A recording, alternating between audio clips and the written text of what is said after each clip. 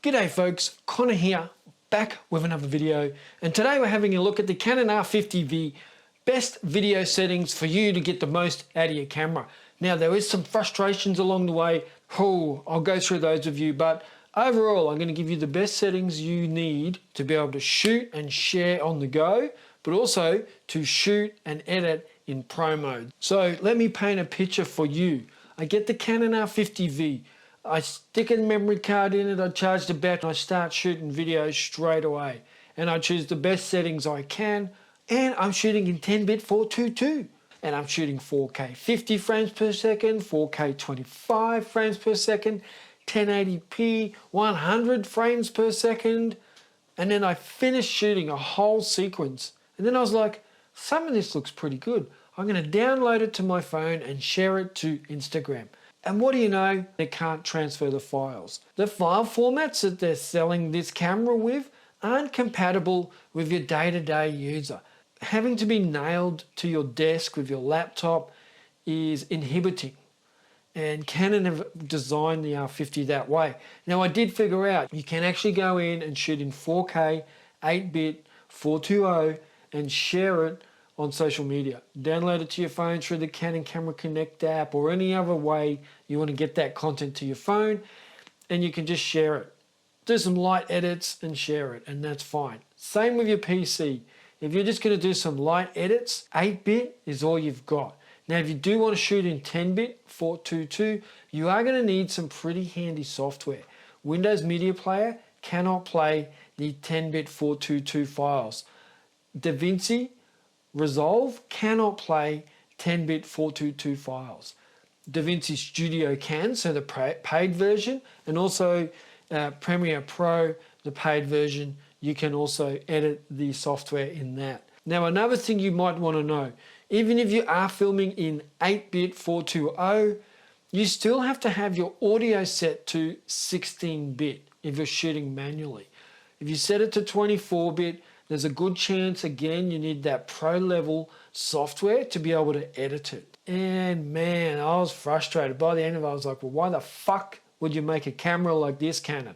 Why? Put in these features and then put in these limitations. It is a great camera, don't get me wrong, but that's a stupid idea.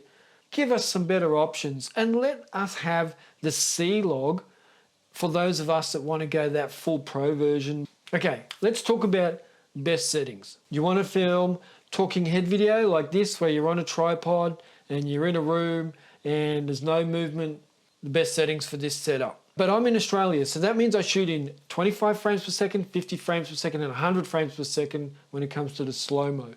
If you're in the US, you're going to shoot in 24, 30 and 60 and 120 frames per second. So slight differences. So 4K 25 frames per second for this kind of setup. On a tripod, I don't need any stabilization, I don't need any enhancements. 4K 25 frames per second. My f-stop is at f2.8 and then my ISO in this situation is on 125. I have 8-bit 420 and my audio is set to 16-bit. Stabilization is off and I do have the picture profile set to neutral to give me the best editing capabilities that I need without getting into the C-Log kind of settings. Now, if I'm outside or shooting B-roll, I'm going to shoot in 50 frames per second. Then my shutter speed is going to be 1/100th. That's going to give me the option to slow down my B-roll if I need to, or slow down the action, and it's going to make it nice and crisp as well, which is what I generally want when I'm shooting B-roll or sports. Now, bear in mind the 4K 50 or 4K 60 has a real big crop on it. You know, it's like you already got a crop on your CMOS sensor and then you add in an extra crop for 4K 60, it really punches in a lot. Also with the stabilization, each time you turn on the stabe, it crops in a little bit, and if you go to enhanced stabe, then you crop in even more. So if you're using 4K 60 and then you turn on double stabe, you got massive crop. You got crop upon crop upon crop. So then you start to get a shit looking image, in my opinion. You really do need a wide angle lens for that situation. I mean, like 16 millimeters would be ideal, because when you go 35, then all of a sudden you're at 55 mil. If you're shooting on a 50 mil lens, all of a sudden you're like close to 85 to 90 mil. So you do get a lot of crop. But 4K 60 looks nice.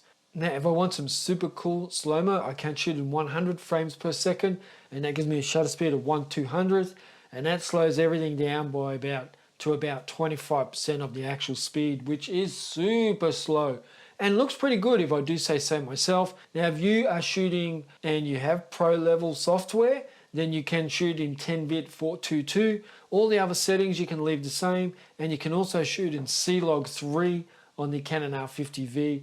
Now, a couple of things I want to mention. If you're shooting on a tripod or on a gimbal, then turn off stabilization within the camera. If you're on a gimbal, let the gimbal do the stabilization. If you're handheld and you have a wide enough lens, yes, put the stabilization on. I find that the mid-level stabilization works best. That would be my stabilization recommendations for you. Now, I always shoot in manual, so I control my shutter speed, I control my f-stop, and I control my ISO to suit my situation. Sometimes, if it's not so important, I'll just put the ISO on auto mode, but I always do like to try and just set up for the scene and get everything right in camera. Always looks better that way. Now, for the most editable and most pro looking footage, you do want to use that XF HEV CS YCC 422 10-bit. That is going to give you the best, especially when it's paired with C-Log 3. So that's what I would use if you have all the right tools, all the right software. Maybe you're shooting on behalf of a client. That's going to be important. And one thing I do love about the Canon R50V is that you do have custom video modes, so you have 3 of those. Now, I have it set up 4K 25 frames per second for this kind of environment. I just flick the switch to that, it puts me here in the studio, and I can film accordingly without having to go in and mess around with everything. It's just dialed in every time. Same with the Canon R6 Mark II. So that's a huge step up over the original Canon R50. Now, also for custom video mode 2, that's my B-roll setting, so I have it at 4K 50, and I can just stick it on the tripod and start getting some good B-roll shots. That's what I call it, my B-roll settings. And then we have the custom video mode 3, which I use for that super slow-mo, you know, like that 100 frames per second. And that's just the best settings for me. So that's my 3 custom video modes. I suggest you set them up for you as well. Now, you set them up for the best situations for you.